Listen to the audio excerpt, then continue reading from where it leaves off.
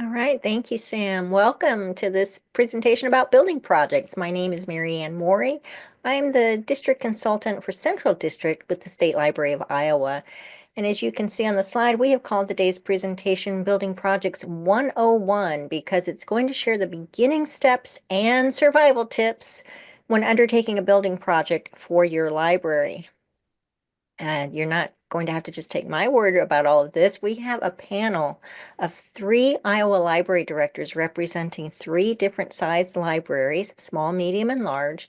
All of them have recently completed a building project for their library, and I am happy to say they lived to tell the details.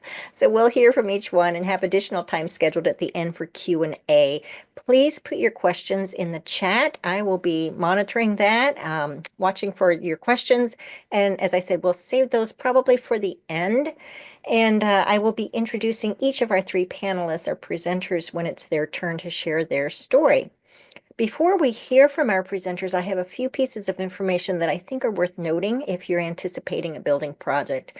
The information on this slide is from a Georgia State Library webinar I attended several years ago. It was presented by a building consultant, and it shared these 6 solid steps about developing a building project. Sadly, the recording of this webinar archive is no longer available, but I am still referencing the information I gleaned from that presentation because I think these are really good steps, and the consultant who presented this webinar called these the initial steps of starting the library design process. So that's why I want to share them here. The first step is to define it. Don't just say, we need a bigger library, but rather you need to know exactly what you need and why you need it. Also, the recommendation is to keep the conversation positive. Stress what we can do with the new building instead of saying what we can't do in the current building. Step 2 is to define the project, and defining the project, I'm sorry, step 2 is to sell the project. Completing that first step of defining the project will help you sell the idea to stakeholders. If you don't have a clear vision and definition for your project, it will be difficult to get people on your side. Step 3, if you've clearly defined the project and aptly convinced stakeholders of the need for the project, the funding will start. You will still need to work at gaining that funding, and as a presenter of another building project presentation has said, this fundraising time is all about boots on the ground.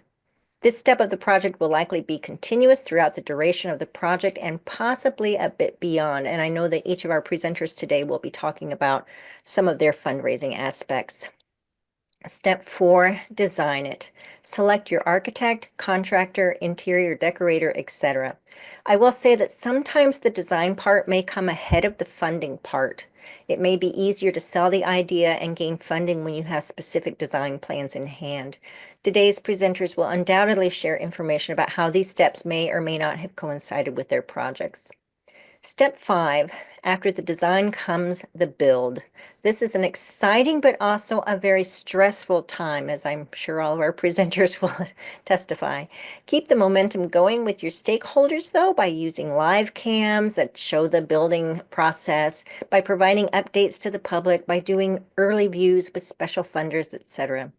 As I mentioned, you may still be funding during this part of the process too, so this can be an exhaustive time for everyone at the library.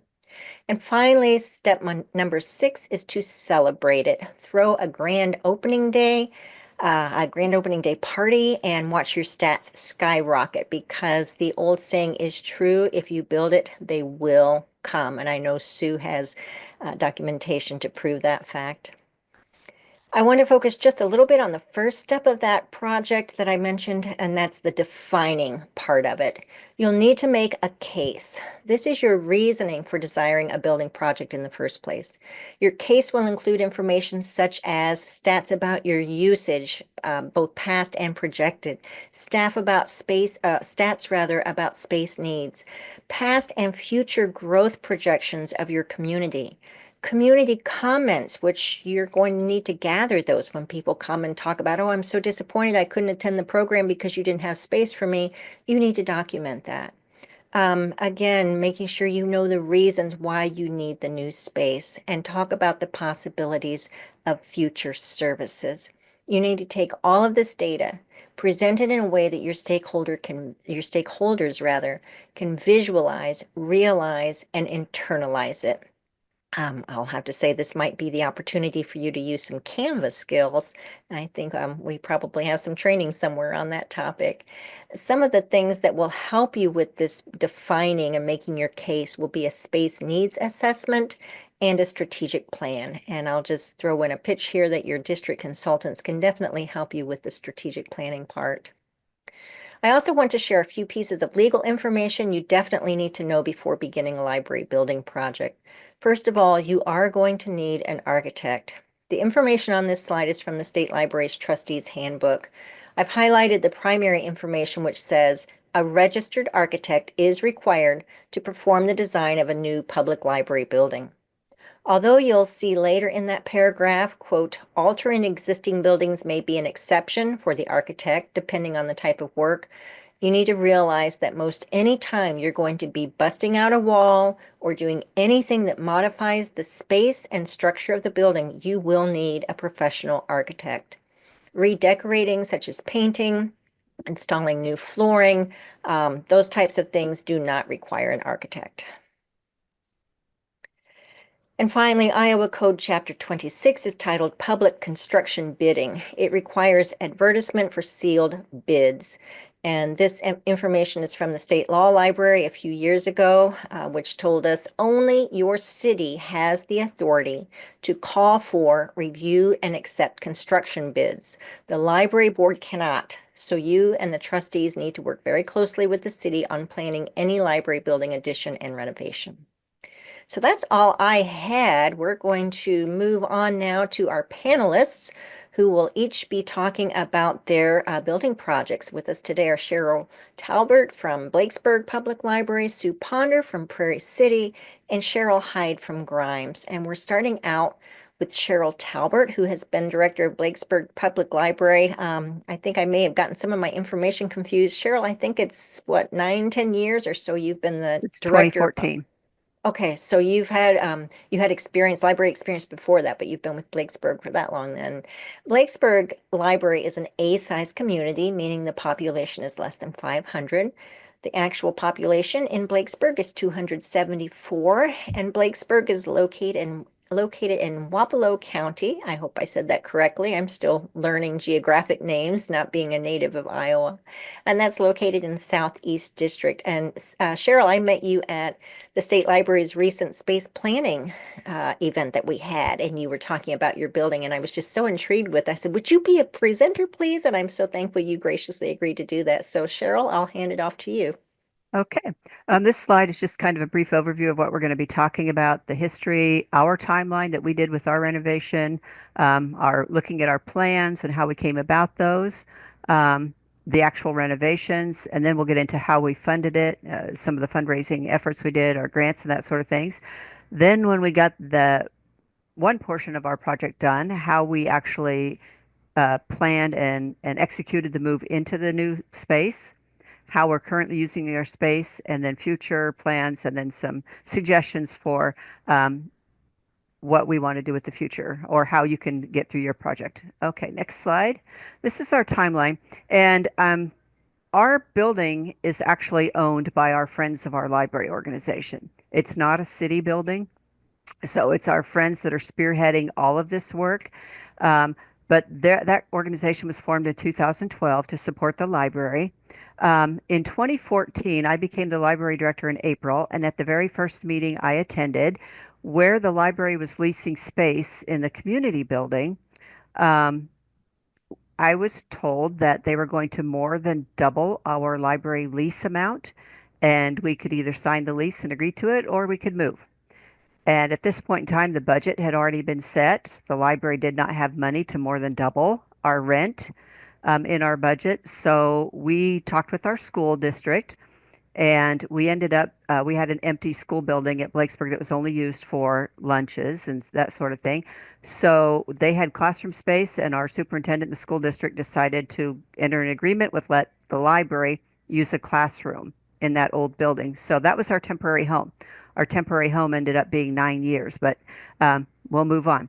In since we had to move out of that location, the Friends organization decided that they wanted to develop and create a new home, permanent home for the library, so we wouldn't be in that situation again.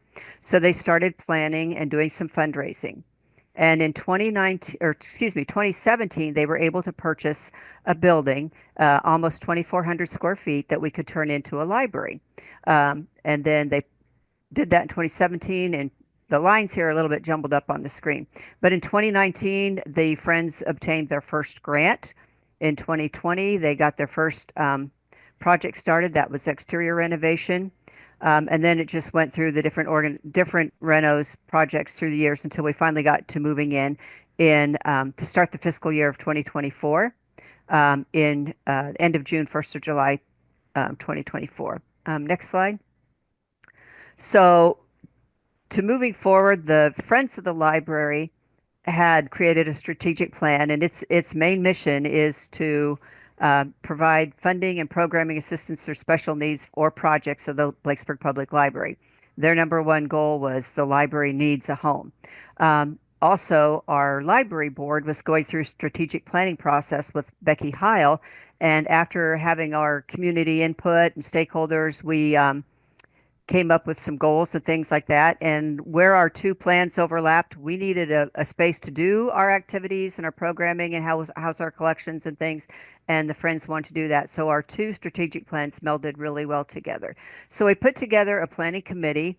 The executive board from the Friends organization, a couple of members from our library board. I was the main library consultant, and then our project supervisor from our general contractor. Next slide.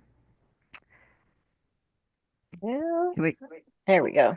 yeah. Okay. So meeting with an architect. Once we had our group together and we had several meetings with an architect, and finally settled on one and came up with some plans. And this was the drawings that he came up with, that show our front and our two end elevations. And if you want to go to the next slide.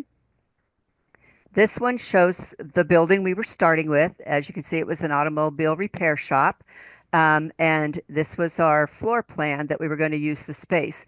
Now, when we started doing the planning process and talking with our architect and our general contractor, we decided we wanted to finish the east end of the building first because we were in a temporary home, and this is the most expensive part. It has all the mechanical, all the plumbing, a lot of major electrical work, and all that sort of stuff in there. So we thought if we had to leave our temporary home, we could finish this east end and move into it. That is actually what happened, and we'll get to that in a little bit. But this is where we started at, and you saw the plans of what we were going to. Next slide. Our first project that we worked on, this was completed in 2020 after we had gotten our first grant in 2019, was to do a whole new roof on the building. We decided we're going to do all of the roof at the same time. So we got the entire roof done. And then we started on that east end exterior, taking out the old overhead garage door, putting in the new windows, the siding, the doors, everything new on here. And one thing we did add was another exit door on the back for emergency egress. There was not one there prior, so that was added with our architect as well. And if we could go to the next slide. We're going to talk this next few couple of slides. This is the stuff that isn't pretty. It's not sexy. Nobody cares to see it, but you got to do it. And we found out that we needed, once we got into the building, we found out there were a couple of surprises for us. Number one surprise was that the sewer system inside this building, the guy that owned it had built it as a shop, lived directly across the alley from this building. And he had tied the sewer line into his home sewer. So we had to replace the sewer line. I don't know why the city let him do it, but they did. So that was an extra expense that we weren't planning on that we had to fit into our budget. But we got all new plumbing in the building, and that was plumbing for water fountain, two restrooms, and kitchen with sink and dishwasher. Next slide. This one is electrical and the HVAC system. These are other things that are, again, behind the scenes and people don't see them. They're not pretty, but you have to do it. The other thing we found out when we got into our building was that the person who had built this had put residential wiring. So it didn't meet code for us for the commercial building and the public building. So we had to rewire the entire facility. And again, that was another updated upgraded costs that we weren't anticipating, but everything in the system is new now. So we shouldn't have any problems into the far future with our um, electrical and our plumbing and that sort of thing. Okay, slide 8, um, or excuse me, the next slide, we're down to drywall. Um, so this is after we got all of the electrical and the plumbing done. They started um, putting the sheetrock on the walls, and this is where it really started taking shape, and we could see the closets and the bathrooms and the kitchen area and all that kind of stuff. And the subcontractors did an amazing job and did great with that. And if we could go to the next slide. Our contractor had put in the budget that it was going to cost $3,000 to do the priming and painting, finishing of these walls. And they allowed us as an organization, and when I say us, I'm talking about the Friends group, but since I'm their consultant, I'm just kind of including myself. So I'll say we or us in that a lot. They allowed us to do the priming and painting with volunteers, and that ended up costing us, once the Friends of the Library bought the paint, and our volunteer showed up, it was half the cost of what the contractor was going to charge us. So we were very happy that they allowed us to do that. And that was one thing that I will say, when we started our project, we knew we were going to have to do it in phases. A lot of building projects or renovations, you have all of your money up front, you've done all your fundraising, and you're ready to go. With where we were starting at and the grants that we were getting, most of the grants needed to be spent within 1 year. And so we had to do our planning in phases. So we did the exterior phase, the electrical phase, the plumbing phase, the HVAC phase, and then the finishing the drywalls and painting.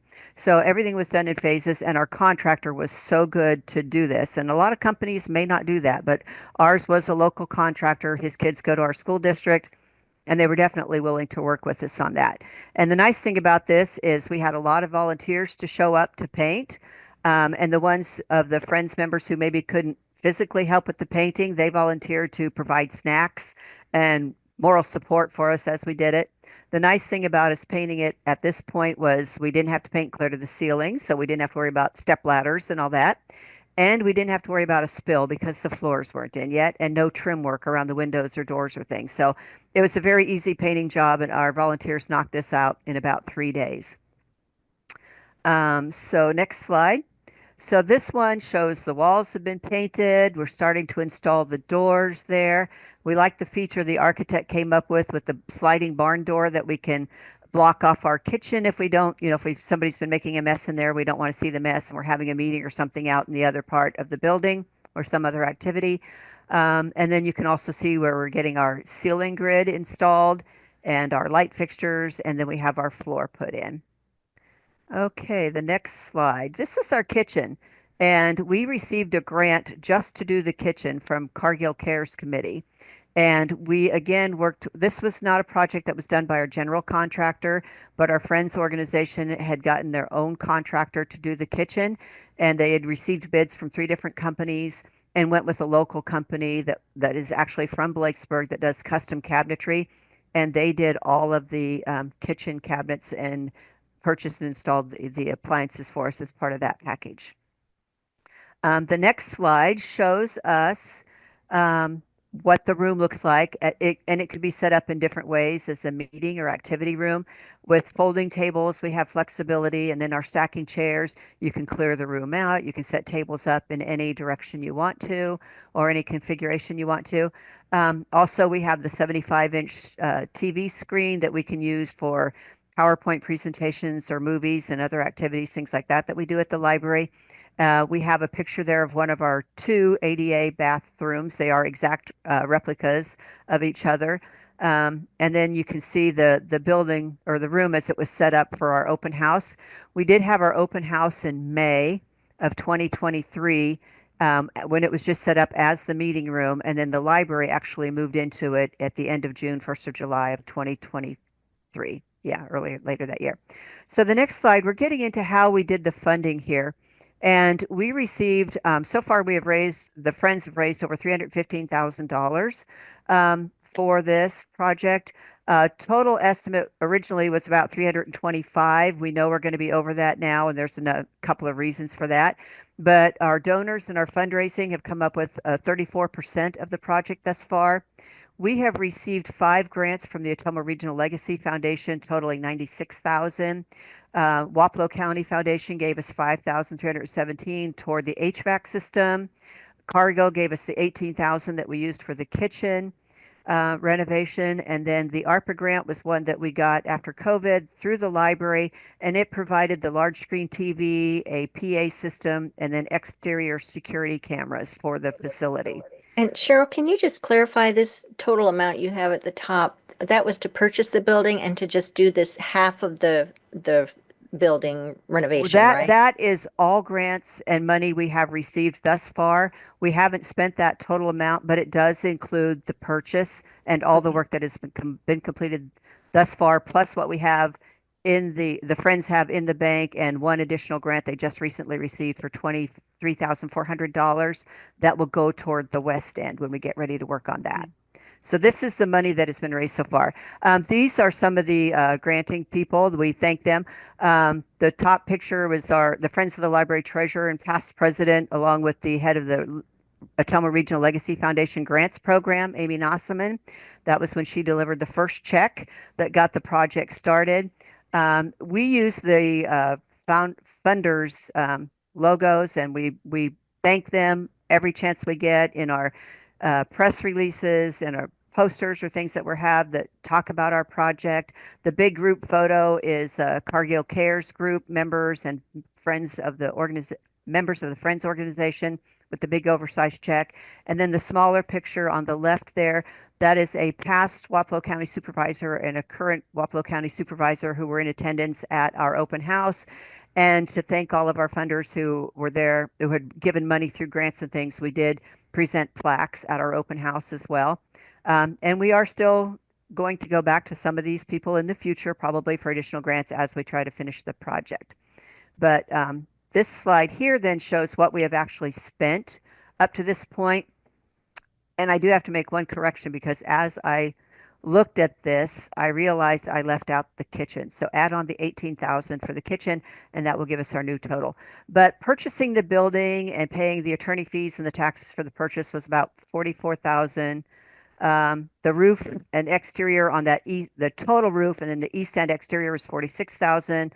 Plumbing, rough in, sewer line, and our framing was 32,000. The electrical wiring was 32,000. HVAC system was 18,000. Our kitchen was 18,000. And then our interior finishes, the walls, the millwork, the lighting, the flooring, all of that kind of stuff came up to 82,780, which was 31%. So the difference from the previous slide with the 300 and whatever thousand it was to this 269 is the difference of what the Friends still have in the library to continue on with the next projects. So next Okay, we slide. got 5 minutes left here. I think you're going to make it. I think I will. This was the move. So once we got that east end done and the school district found out we had that grant to finish up the interiors, they wanted to know, when can you move?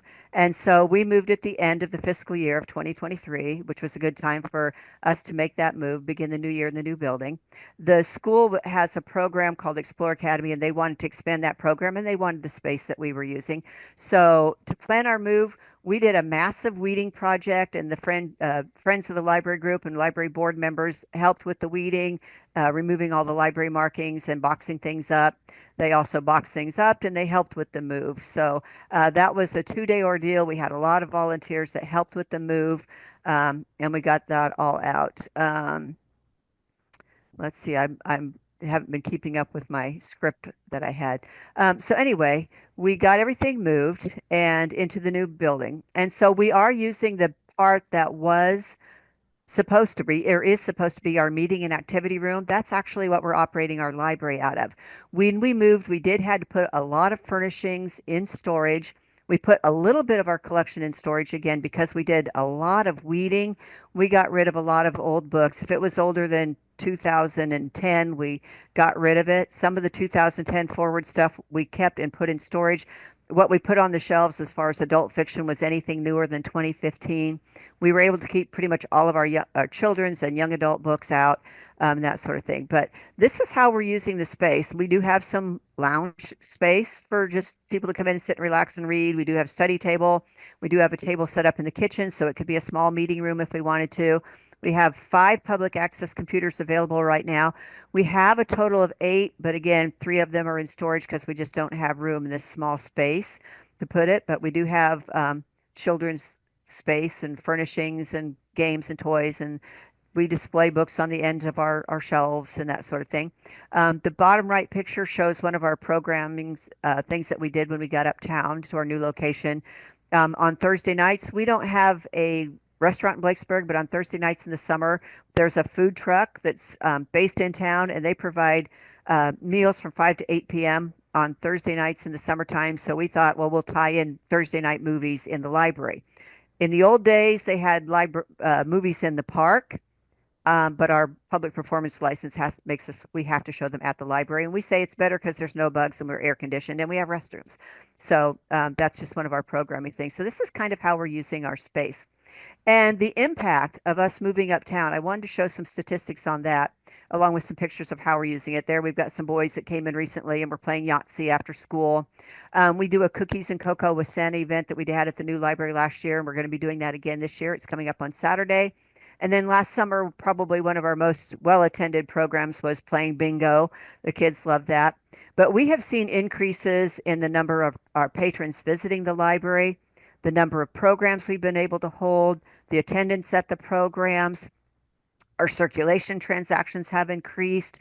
We have added to our collection since we weeded so much, so we have added some more back in. The number of people using our public access computers, even though we have fewer computers, that number has increased, and then our Wi-Fi sessions has also increased.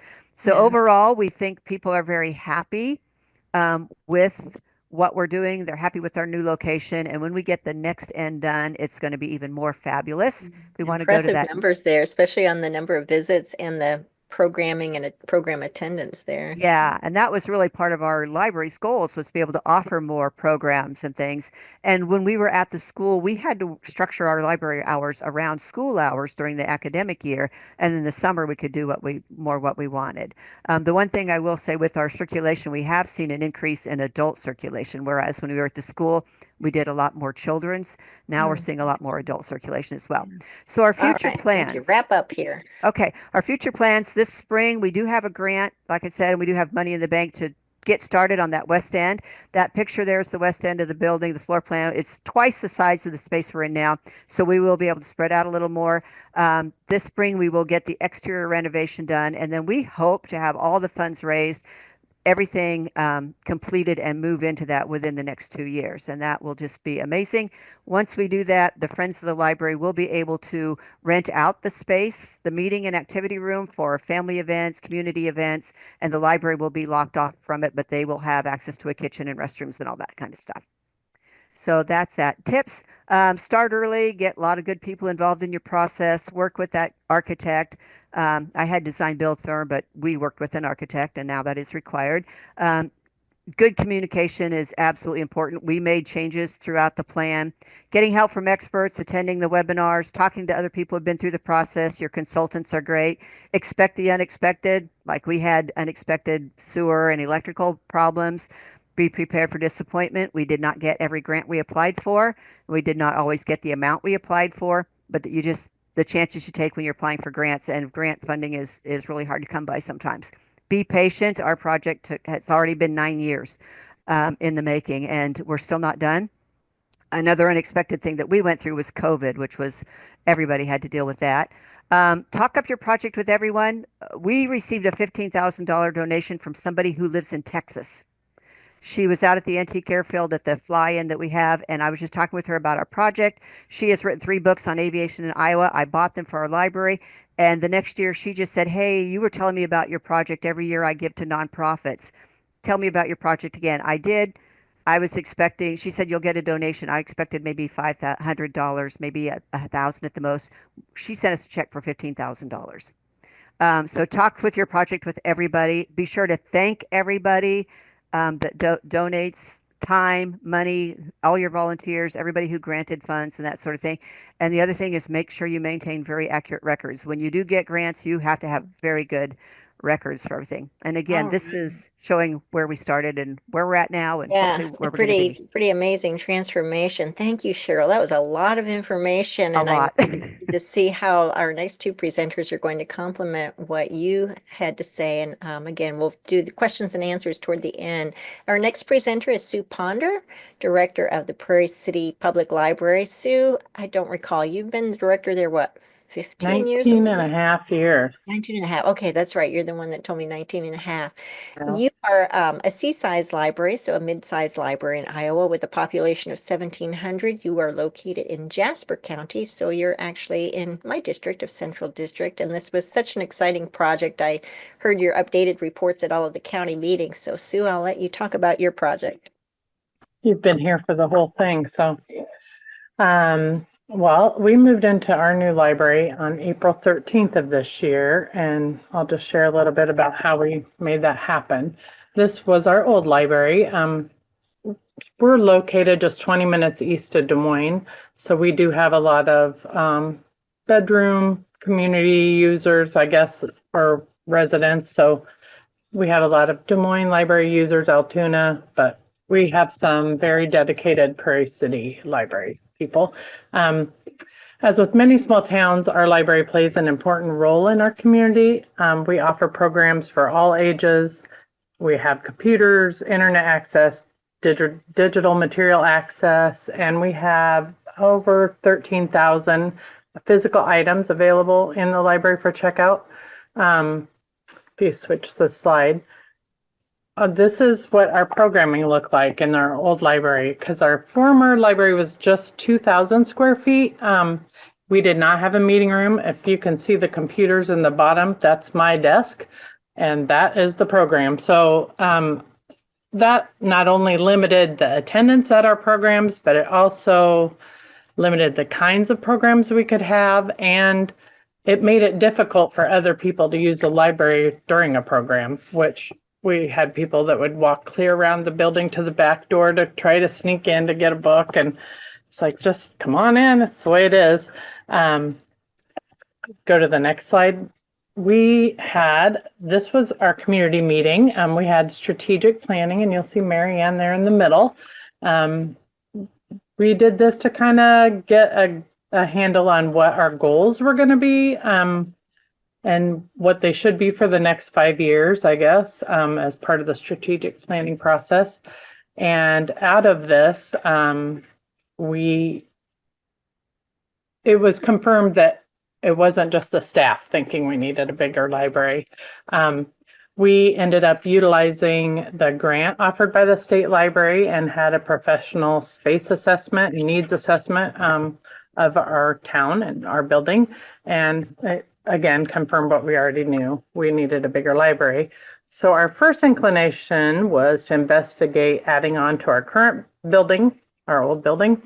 The property next to the library had been donated to the city after it sat vacant after a foreclosure, and someone from the city contacted the bank, which I think was Wells Fargo maybe, and asked them to donate, if they would consider donating it to the city for use by the library or another city department, and they actually did. So we had that vacant lot there, but after contacting multiple architects and having them come out and do a small design, like a initial design of what they foresaw our options were, the cost, and give us a little cost estimate.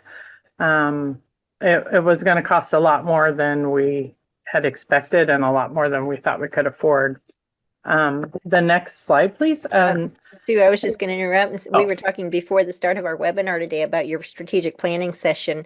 And I remember when we set up that date, you said, well, I guess I'll have to book, I don't know, the community room or whatever place it was in town. I said, no, we're going to cram everybody into this library so And they we can did. see how small it is. It was tight, but it It really was. bring to attention because realistically there weren't that many people there, but it didn't take many people to fill up the There was library. close to So 40, it made a but good when you impact get that we tables, yeah. Um, so in 2019, our police chief at the time came and said, Sue, have I got a deal for you? The owner of this building downtown on the square was wanting to sell it. And I thought, oh, thanks. That's a great deal. Look at that building. After we had looked at it and kind of got through our initial reservations, we discussed the facility with our architect and said, what do you think of this as an alternative option? It had been an electrical company and a flooring company. This guy owned both. And then it had been like a Blue Cross Blue Shield office. And then most recently, a concrete contractor that did like designed concrete. Anyway, so we had the building evaluated by the Butler Building Company. It's a Butler building. And they came out and said, we think it's a pretty good building, so I think you should go for it. You know, you could, we think it would meet your needs, I guess is what I'm trying to say. So right behind this building is our city hall. So we kind of thought that would be a good proximity. You know, the proximity would be a good, I don't know, an extra bonus for us to kind of have a little municipal campus feel to it. So the city purchased the building in 2019. The city staff completed the demo of the inside of the building. There were actually living quarters in here. There were all kinds of little rooms and fake floors, and the city public works guys came in and demoed the whole interior of the building, and we were getting ready to start our fundraising, and had held design meetings with our city council and members of the public, and we're getting great positive feedback. And then COVID happened. So we decided that fundraising during a pandemic did not actually seem like the way to success. So we put our plans on hold. But once we returned to the library and reopened to the public, the importance of the project was just obvious. We had to just go for it. So in May of 2021, we formally kicked our campaign for fundraising with this brochure. We mailed this brochure to every address in our zip code, and to anyone that inquired and anyone that we sent a letter to that went with it. The response from that was pretty positive, and donations started rolling in, and getting the mail each day was pretty fun because there was checks in there. We had donations from residents, former residents, and people that we'd never met, but that had made inquiries or seen the PDF on our website. We had one young man that went around his neighborhood after he found out about it, was so excited, and he collected $23.70 and brought it in, and he was so excited. And so I took his picture and I posted it on our social media and thanked him and shared what he'd done.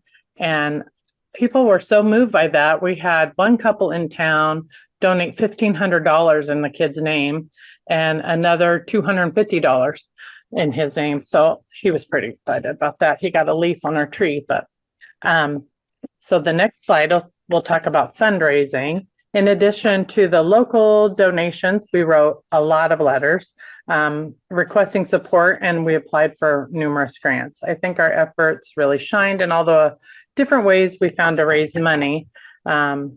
This list includes the efforts of the library staff, volunteers, library board, friends of the library.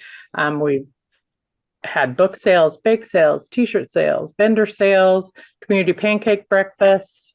And on the next slide are some of the things, the 5Ks on there, community breakfast, the bake sale, and the quilt raffle. Our board president made that quilt and offered it to us to raffle at our Prairie Days. So that was Who made the medals for your 5K? The awards? The high school. Oh, nice. Yeah, they have one of those laser things, and we asked them if they would make it, and we put them on a ribbon, and everybody loved those. I added this Um, slide because Sue, I saw on that previous slide your friend's banner there on the bake sale table, and I thought mhm, that's your library logo. That's so cool that they modified it and adopted it for themselves because it yeah, really ties the two organizations together nicely. yeah. Um, one of our uh, one of our patrons is a watercolor artist. She does that as a hobby, and she made cards and bookmarks and sold them for us here, and they went all over the country. We had, let's see, let me check my list here. We had an Egg My Yard fundraiser where the Friends of the Library would go to your house on Easter morning and hide a bunch of eggs in your yard while you were sleeping or at church. And so the kids could wake up for Easter eggs. And we collected cans. This was my least favorite.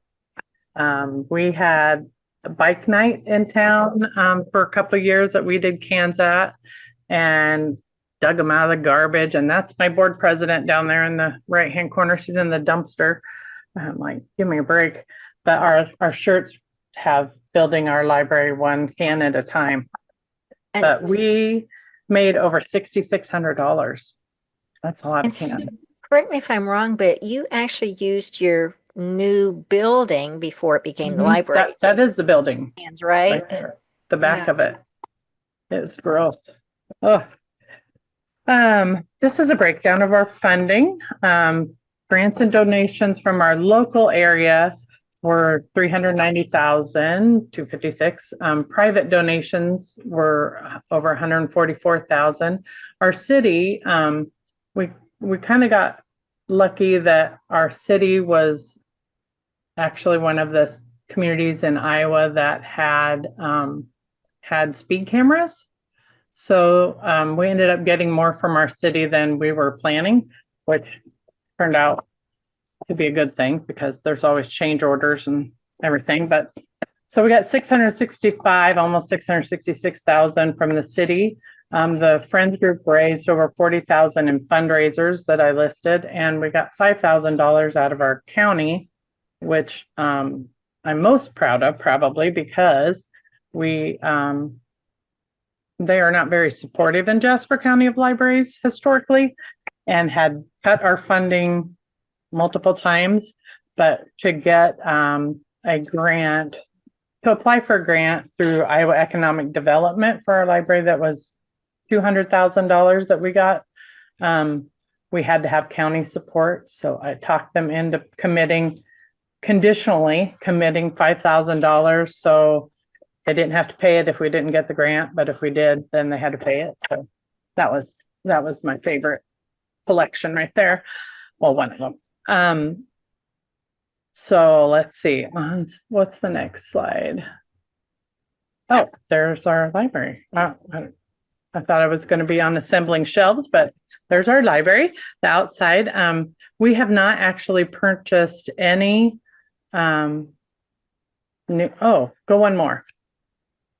We haven't purchased any new furniture for our library. Those shelves were all from Kirkendall Public Library when they moved, and we stored them for 4 years and then had to figure out how they went together. That was a trick. But we had volunteers come and unload them and reload the parts we didn't use. And I still have a trailer full. If anybody needs shelves, let me know.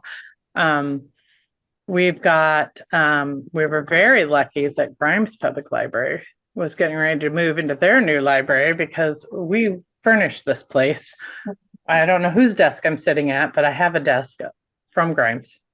And we seriously purchased no new furniture, which is surprising because and you have pictures to prove this, when you walk into the building, everything looks so new.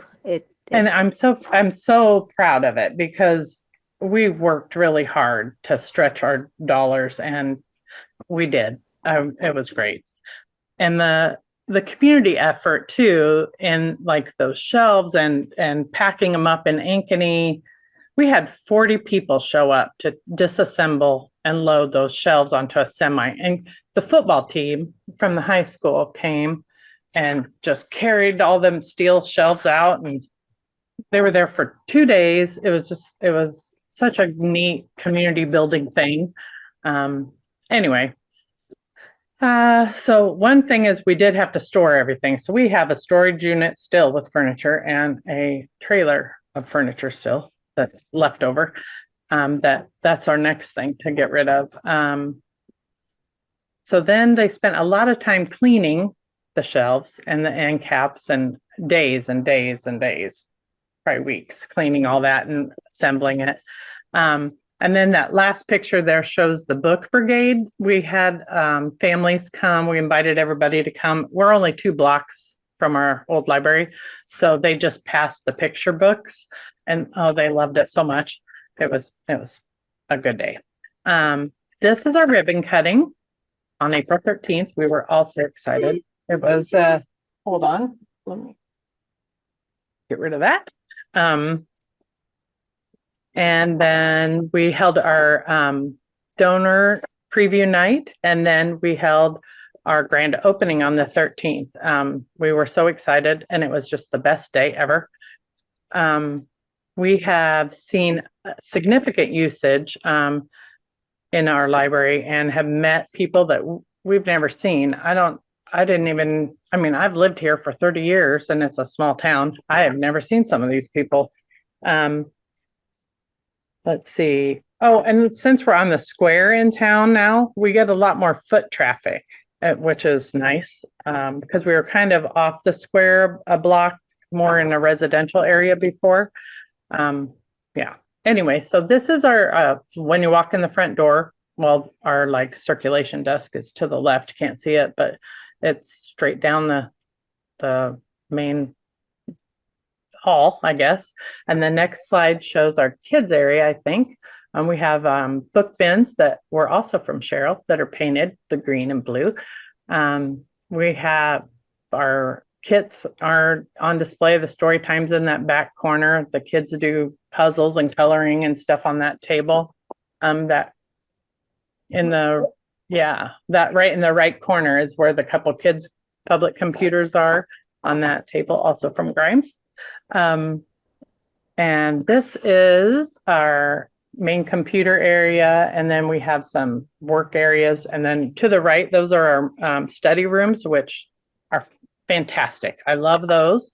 That's another view. You can see our donor tree, and we have a seating area. There's a guy up at the window doing a puzzle there.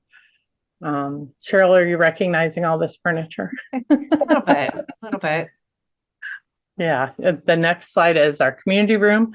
Obviously, we don't have furniture for that yet. That we just brought what we had, and I'm trying to figure out what we want. And I'm kind of waiting for like extra expenses to show up. So I'm afraid to spend all the money, but I'm getting ready to do it. So the next one I think is our donor tree. So I had seen a donor tree at Knoxville Public Library, and I priced that, and it was a lot more than I had expected or could afford. And one of the contractors happened to make that tree part is made of like concrete and plaster and airbrushed.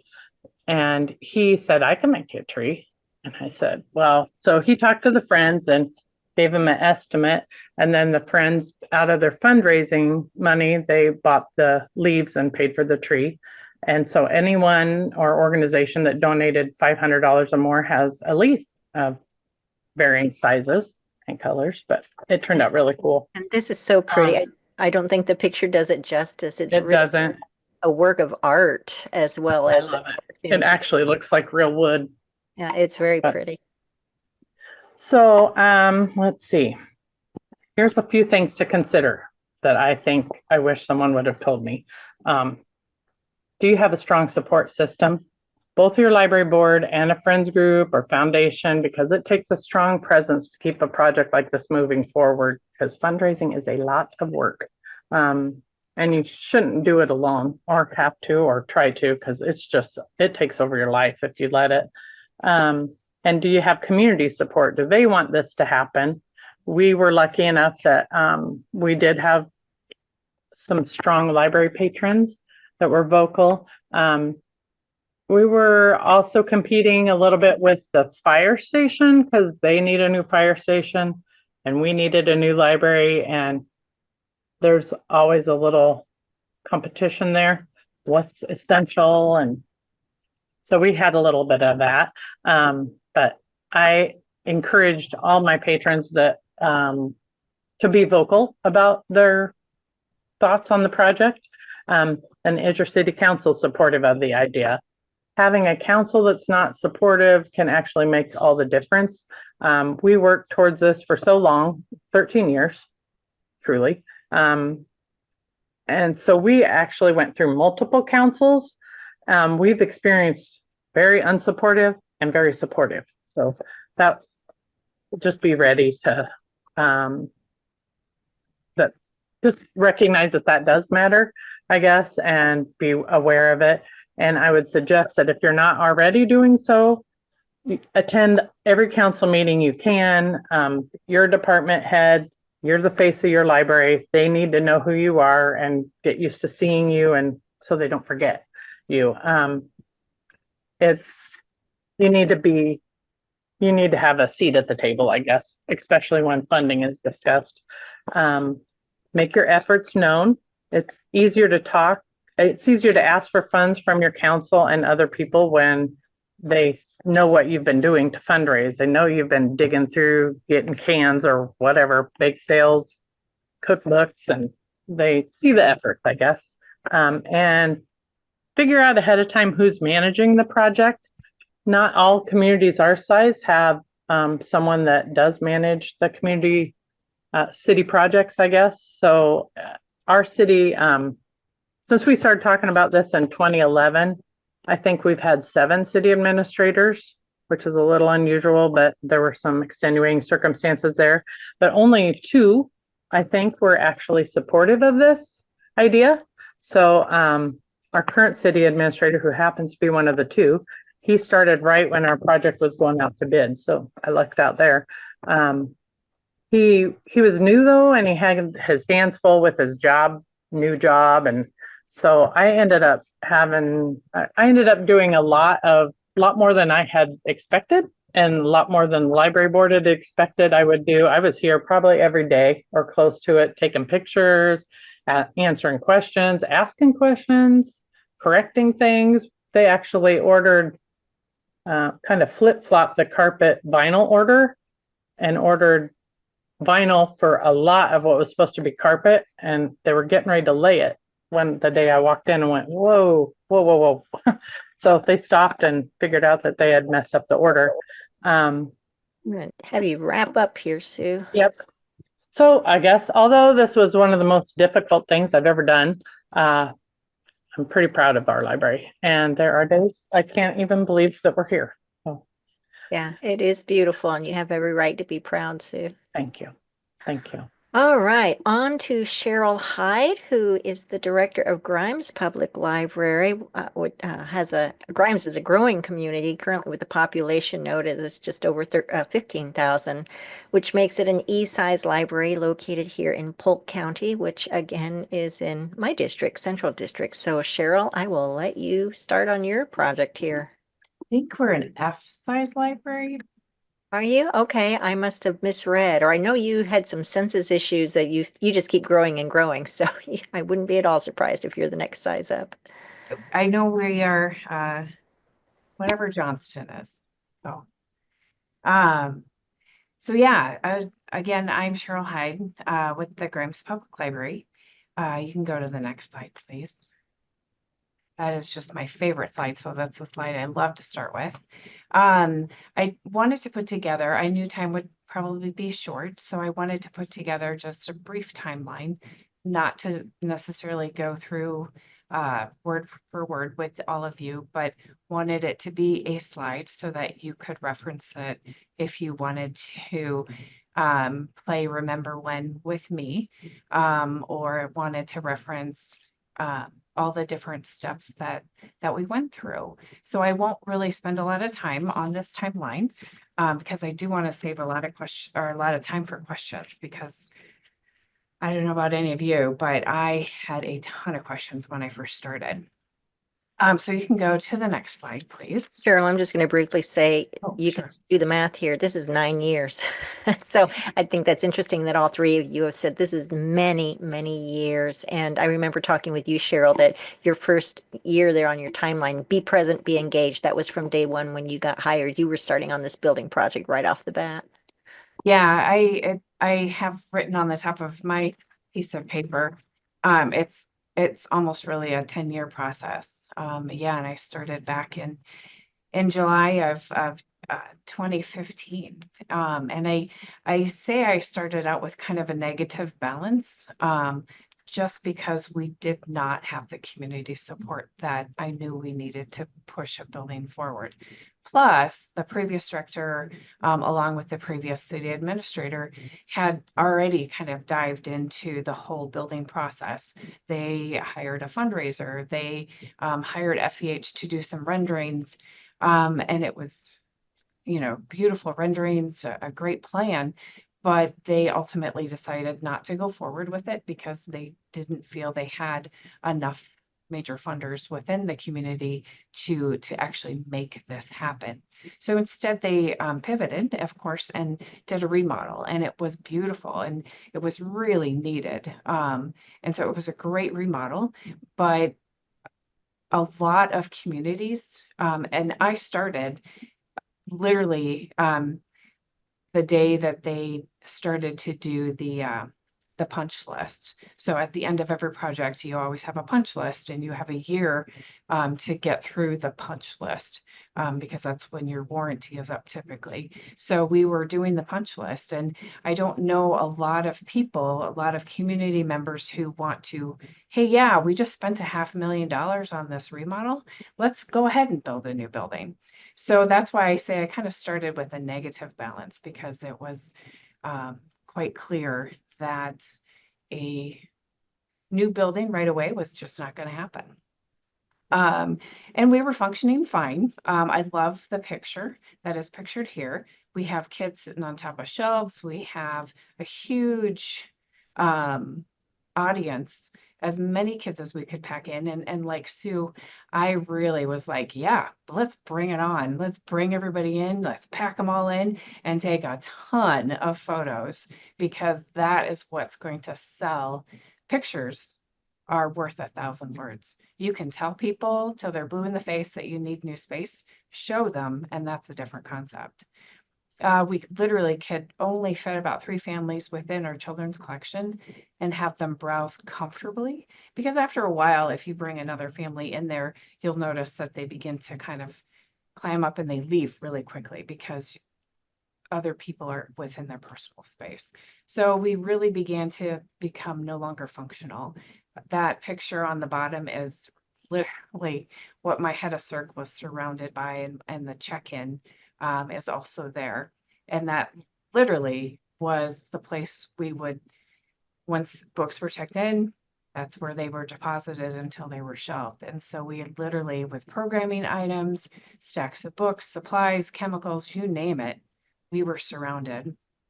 We sat so close to one another that you could literally hear people breathe. And that was, I'd had enough of that. This is my favorite picture. This is Carolee, the assistant director, getting our attic ladder down. I kid you not, man, that attic and I just did not get along. To access the attic, you had to bring a big metal pole up, and in this little hook thing, bring the aluminum ladder down, unfold it, and then scoot. I'm pointing at my computer. I realize you can't see that, I guess. You had to scoot the toilet paper thing out of the way in order to get the ladder all the way down to the ground. So it was extremely dangerous, extremely annoying. And thankfully, I only had one staff injury doing that process. It was really irritating, but it was a great, fantastic picture. And it was a great story to tell my city council, especially when it comes to building insurance, just why we needed a new building space. Next slide, please. So like Maryann said, thank you, Maryann, for remembering that. really the first couple of years when I was hired in July of 2015, I just thought, right now I just need to be present, I need to be engaged, and I need to tell people what a public library is capable of. Because, gosh, a public library, as you know, is capable of anything. We are the social infrastructure of the community. So I went and had the staff, they will tell you I made the staff go to all the public events, all the parades, every blessed chamber event that has ever been done, we attended. We started to do welcome wagon packages and coupons for our book sale. We did all the holiday events. I started to spend part of the budget advertising, not necessarily to tell people, hey, we need a new building. I just wanted to advertise to tell people, hey, here we are, come visit us, so that they too could be crammed inside this little library and I could take a photo of them to show everybody how we needed a new library building. I spoke to anybody who would listen to me about who we were and what a public library is capable of. We, of course, did hotspots and kits. I created a Grimes Giving Garden just to give people a free plot of land if you live in an apartment or can't afford something. Here, we have this plot of land that you can just check out with your library card, and we have seeds too to give you.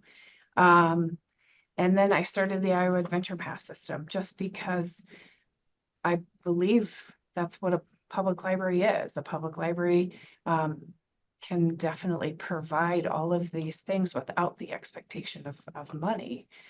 Next slide, please. Cheryl, before you move on, you have to very quickly in 10 seconds tell us what that photo in the bottom left corner is. Oh, thank you. Because that's an important piece of it too. So I also was a part of, I decided to apply and thankfully was accepted to the Greater Des Moines Leadership Institute, which is just a lot of business people getting together and learning about themselves and how to communicate better and how to be a better team member. And part of the Greater Des Moines Leadership Institute is to rappel off of 40 is it 40 feet, 40 feet building, whatever drop. And wow, I kid you not, I am not a fan of heights. That's And good preparation for jumping into a building project. wow, was it Test ever? your nerves. It really was. It was terrifying to me. But I am super proud of myself because that little tiny person below me, I was yelling at them to catch me, but it was terrifying, but it really, it was really a great experience. So planning stage. So as I said, the first couple years, I just spent getting to know the community, having the community get to know me and to trust me and to trust that a public library was really capable of so much more. And we could be capable of so much more given the space. So in the fall of 2017, Jake Anderson was our new city administrator. And I just laugh because, wow, Jake and I did not trust each other at all when he started. And he won't mind me saying that at all because he will pipe right in. We are very blunt with each other. And that really helped facilitate a good working relationship really quickly. He asked several things of me. I followed through and was able to deliver results that he began to trust. Unknown to me as well, he's a great visionary, has great vision for the city of Grimes, and he had actually gone out and purchased the property that we now sit on without me even knowing, with the intention of having the public library here or having one of the city buildings here. So in May of 18, I finally convinced the city council to please just allow me to have some money to go out, get some renderings, go out, get needs assessment, that sort of thing. One of the city council members finally actually said enough, and they held up their hand to me when I was about to speak. We've heard enough from you. We know you need more land, another building, enough. To which I laughed and said, great, my point was made. But in May of 18, I hired George Lawson. Many of you, I'm sure, are familiar with him. Came back with a plan of building needs assessment of Grimes needing a building of 55,000 square feet. And I knew that I would be laughed out of city council if I presented a plan that said, hey, guess what? We need a building that's 55,000 square feet. Well, that's never going to happen. So I had George edit his report and say 37,000 square feet. I knew that was never going to happen either, but I needed something that was a little bit more realistic and more achievable. It is extremely hard for a city to fund, even pay the electric bill, much less the staffing that would be required for a building of 55,000 square feet.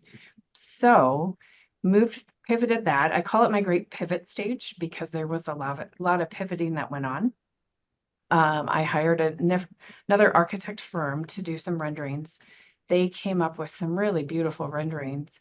They did not ask me a lot of questions, which I was always really curious about because I thought, but I'm the library director, so you guys should be asking me questions. They did not, so they did put together a beautiful building rendering.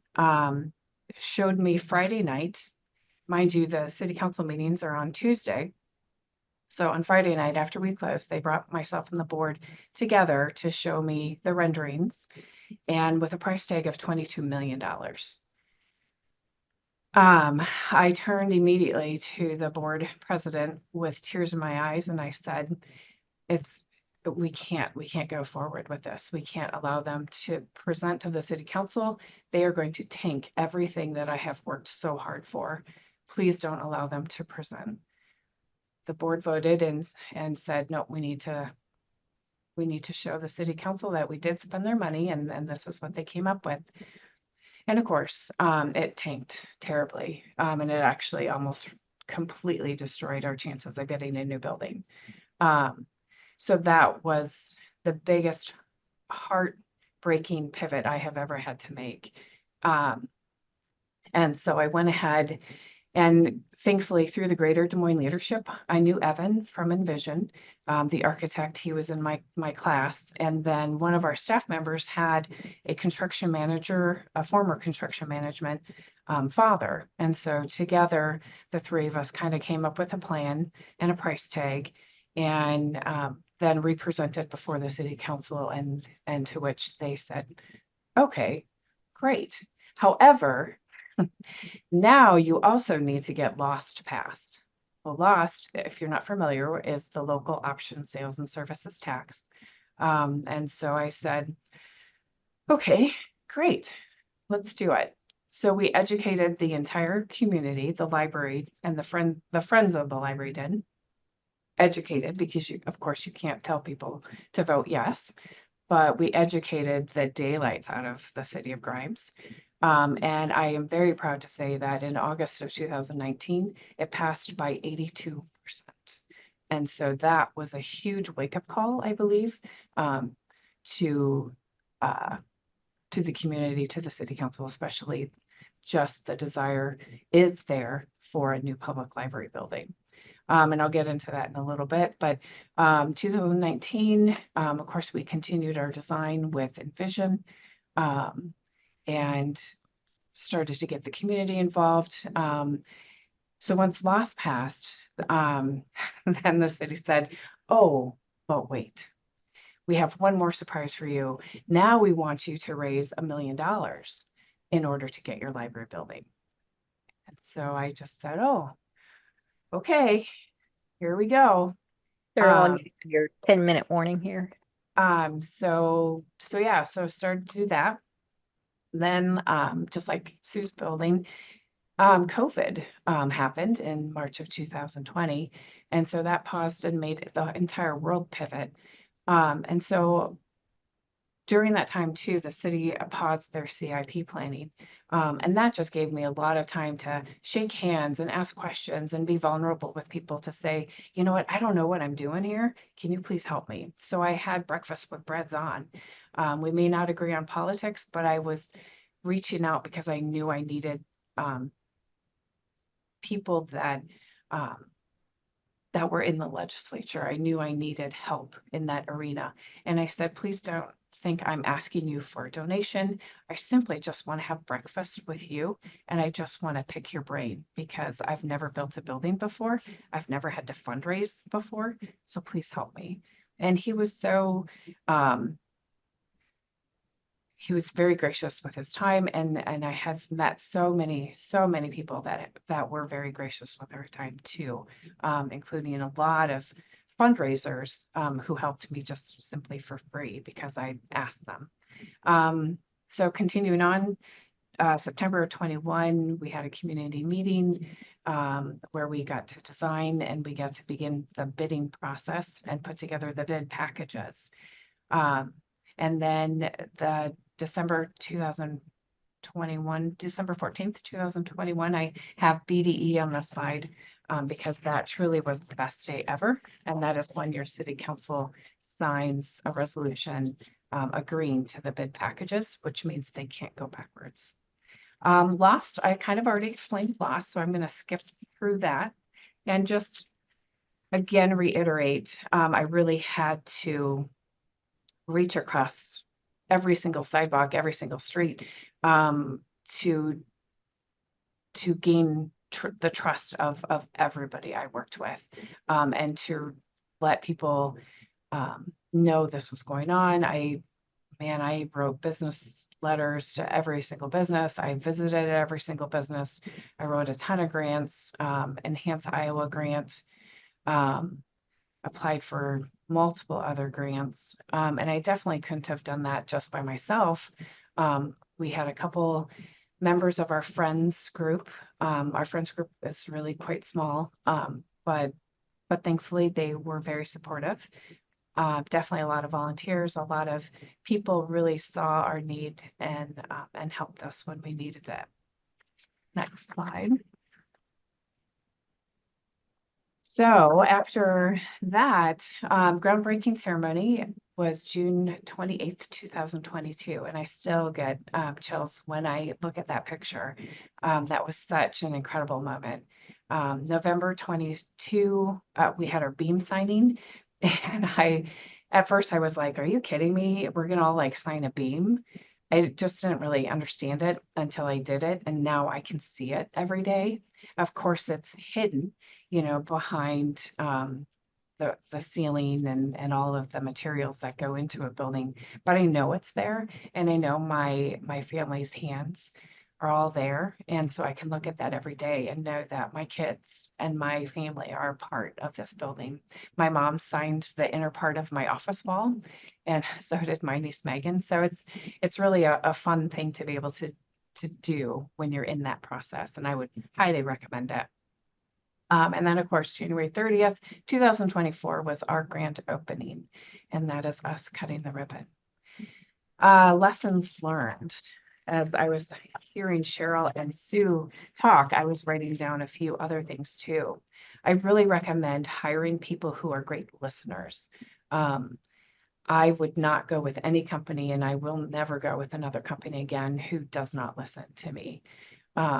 And so make sure that you hire architects, you hire a construction management firm. Any company you work with needs to be a good listener to you. You are the director. You know what you're talking about.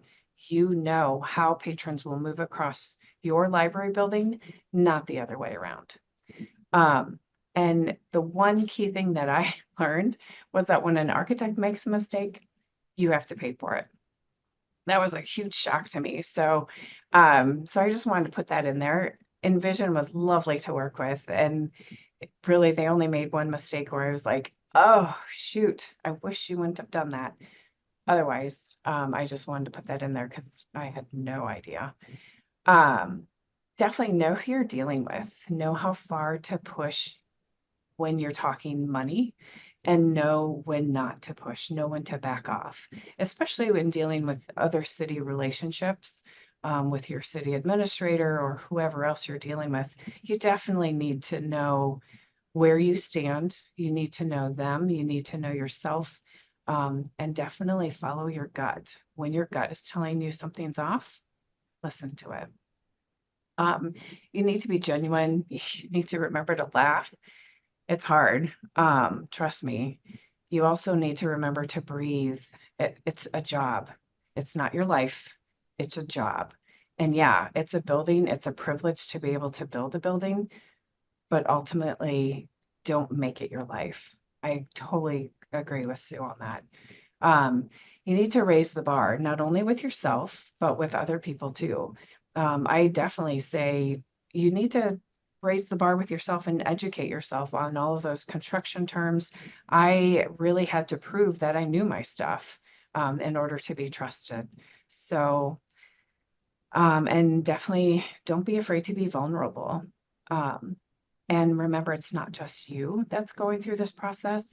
It's not just about you. You need support. If you don't have support,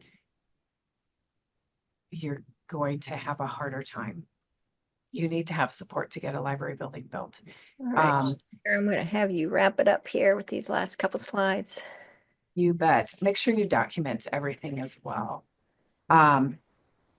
What worked really well is we're inclusive. We have an adult size changing table, which I'm very happy to have.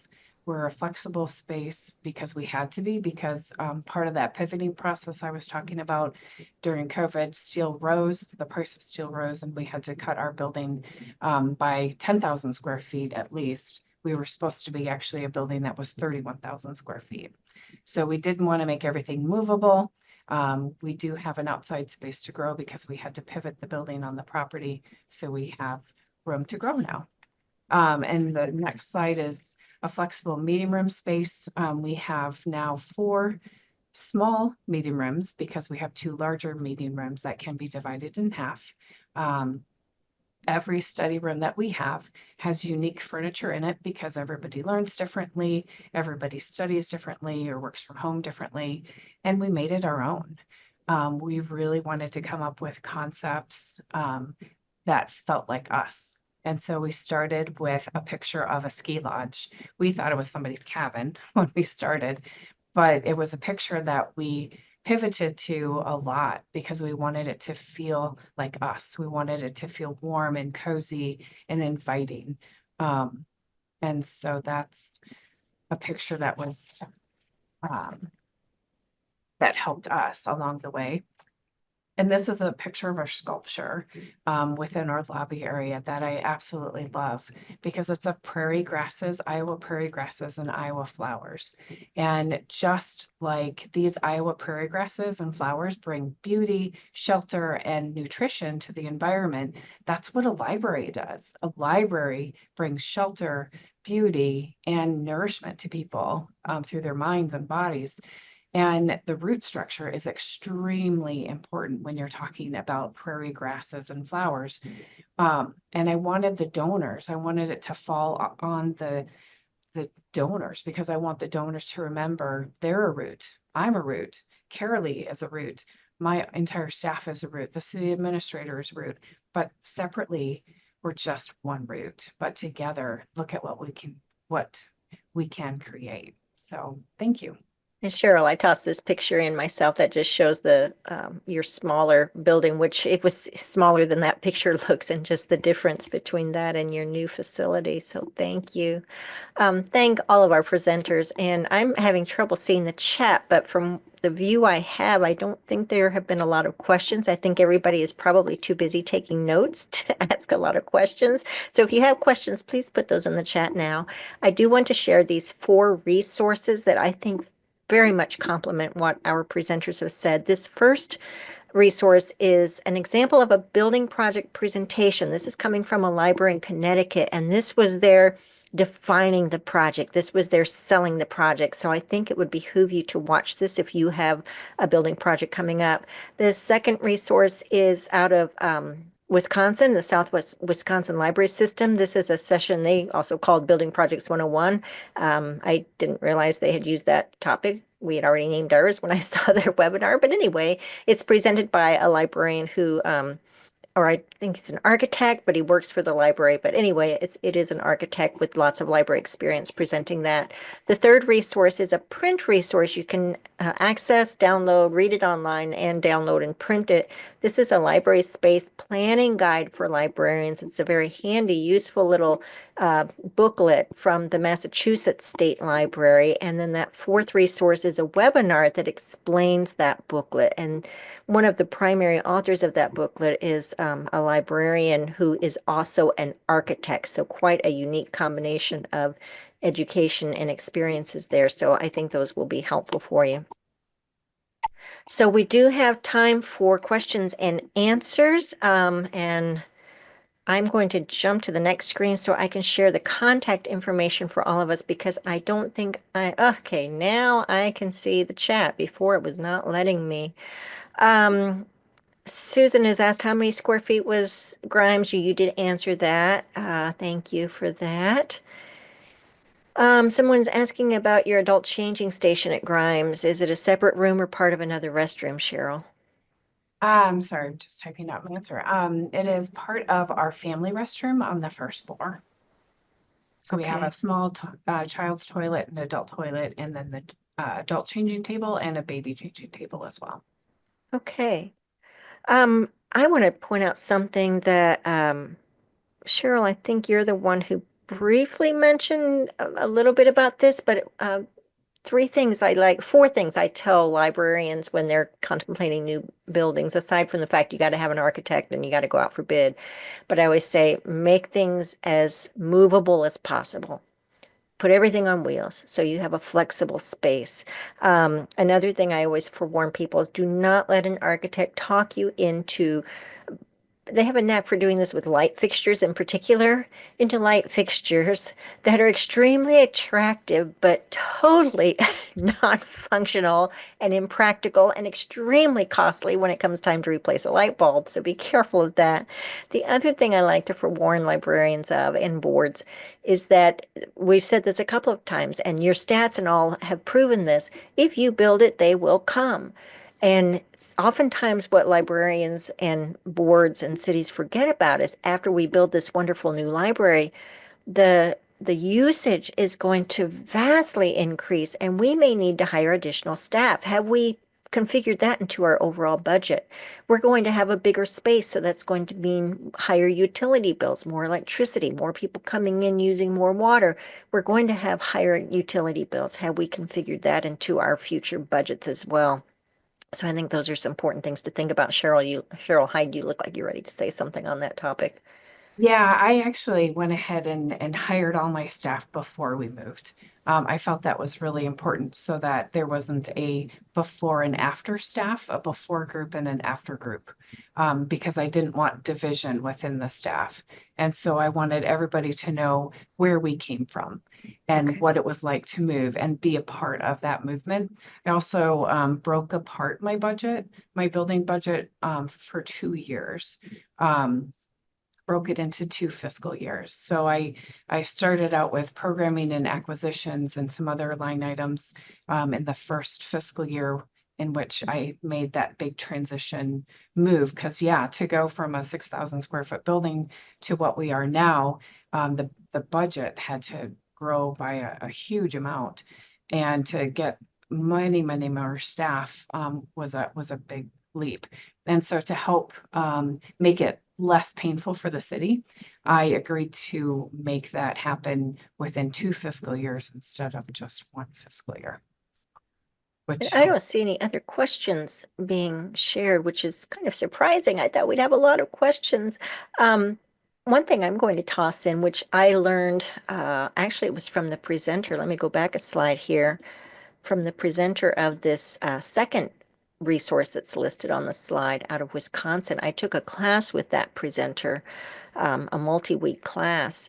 And one thing that I learned was that it's no secret to any of us that books are heavy, very heavy, and library buildings require a significant different composition than just an average building. So if you're thinking of going to another building, you need to be aware of the fact that it has to be rated to support all of those books. And if I remember correctly, the presenter of that Wisconsin webinar said that libraries require 150 pounds per square foot is what the pressure, the weight aspect is to house all the books. So that's something to think about if you're considering repurposing an existing building, is to make sure you have an engineer come in and confirm that the floor is capable of holding the extreme weight from a library. Anybody else? Any questions? Or Cheryl, Talbert, or Sue, do you have anything else you thought of that you want to add? We've got just a few Yeah, I would minutes here. think the Blakesburg Library is a little bit different situation because our city has not funded any of it. Yeah, that is very It was unusual. our friends organization and people in the community that bought the building. I've done the grant writing, but with people from the Friends of the Library editing and providing information and that sort of thing for all of our grant proposals. But yeah, our city hasn't spent money on it. And our city funding, our library budget for the year is less than $18,000. We're open 20 hours a week, and the city's portion of that is less than a third. So we work on a very, very tight budget. And so we try to be really good stewards of all of our funding. But the library leases the space from the Friends, and what we pay for our lease just basically helps offset some of those utility costs. But the Yeah. Friends of the Library owns the building. They pay the insurance costs on the building. And then, of course, city insurance covers the contents of the building as well because we are a city department. And the other thing is, with our move, we are now right across the street from our city hall, which again consolidated our city services just like it did with Sue's. So that made it a lot easier to do business and things too with the city Yeah. clerk. And your situation is truly unique, Cheryl. I'm glad you specified that the library is renting the space from the Friends. That makes it a little more advisable. Otherwise, you can run into some legal issues and some concerns and insurance aspects. So it sounds like you've got everything in an operable situation, but that's definitely unique that they own the building. But what a blessing to have so many volunteers in your community who value the library. Um, If let's- so Rita is asking a question about storage. I'm just gonna jump in quick and say, yep, you need a lot of it. Definitely a lot of it. We are feeling even stretched right now. We have most of it on the first floor because our programming happens there. I have some on the mezzanine level. The library is kind of, I say 2.5 levels because we have a mezzanine that stretches across. And some is stored in that mechanical room. We have shelving stored in there. And then above on the second floor in our mechanical room, we have all of the paints, extra tile, extra flooring, all that extra stuff you'll end up with at the end of your construction project. So, And I'll add to that answer as well. You need to be thinking about what could we need in 10 years? Not what do we need now? You need to be looking out 10 years, 20 years from now, always anticipating growth and new things. Look at a lot of our older library buildings that have 10 outlets in the entire building. That was back before technology became so common, and that's a strain. So always be thinking ahead of how can we be as proactive in anticipating what may be coming down the pike a little bit, but always anticipating for growth. So as far as storage and workspace, you want to plan for way more than you currently need because, as we've already mentioned, you will probably need additional staff to keep up with the demands of the activities taking place at your new library, your new facility. So you're going to need more staff space, more storage space. And outlets. Yeah, cannot have too many outlets. I figured that out. Yeah, and the one thing our architect thought about too was the outlets that have the USB ports as well, so they can plug in a computer or just charge a phone or whatever. So those are things to think about that I wouldn't have thought about. Also, with the flexibility of the space, originally our space that we're going to finish, we still have to go to the west end of our building. We were going to have a separate teen or youth room and then a children's room. And after talking with other building consultants and other people, they said, don't put up those extra interior walls. Keep it an open, flexible space. so you can grow and change things as you need to. So that impacted our plans as well. Flexibility, I think, is the key word. Mobile and flexible is what you want your building to be as much as possible on the interior. Well, it is 2:30 and I'm not seeing any additional questions. So again, here's our contact information. Realize that Cheryl Talbert's email will be changing shortly. So rather than putting up an email that would be changing, we just put her website up there. You can go there and you can find her current contact information. Cheryl, Sue, and Cheryl, thank you, thank you, thank you so much for being our presenters today. I really appreciate your time, your slides, your willingness to share your experiences and your advice. And thank you to our audience for your attendance. And we will be posting the recording of this, and I think we can make slides available as well if necessary. So thank you all for attending, and I wish you all an enjoyable rest of your day. Thank you. Thank you.